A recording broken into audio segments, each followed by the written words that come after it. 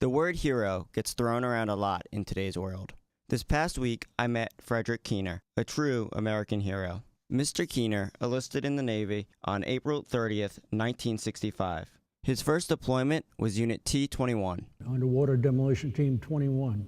Was there for approximately almost a year. Made a mid-cruise Caribbean cruise, and was also involved in the Gemini astronaut recovery team. On the mid-cruise, our main job was hydrographic reconnaissance. Go in, clear the beach, and prior to the Marines landing, make sure there were no obstacles. He then volunteered to be a U.S. Navy SEAL, even knowing he would be sent to Vietnam. When we got to Vietnam, we ran ops every other night. One squad would go out, come back in, the other squad would go out, come back in. Most of our operations were done at night. We'd insert after dark and extract prior to daylight. All our ops were really quick. They were based on intelligence or direct action. We'd go in, set up an ambush, take out the target, and extract. We could extract either by helicopter, boat, or swim. This went on, I did 4 tours, so I had a lot of operations. Later on in his career, he was deployed to Belgium to cross-train. On my 5th jump, a gust of wind caught my chute, and I slammed into the ground. Ended up breaking my shoulder and my right arm.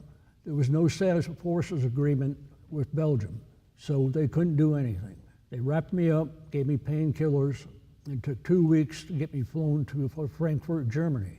When I got to Frankfurt, Germany, the bones were starting to heal and wherever they were. Another 2 weeks sent me back to Portsmouth Hospital in Norfolk, Virginia, and they had to re-break everything and put it back together. I still have limited movement in my right arm. And even after that injury, Mr. Keener still stayed in the Navy.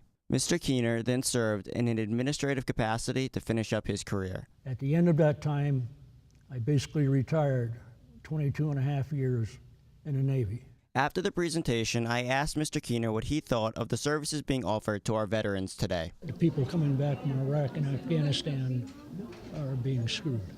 In what ways? Receive treatment. For the PTSD and... Yeah. From all of us here at WICB, thank you to all of our active and retired military personnel.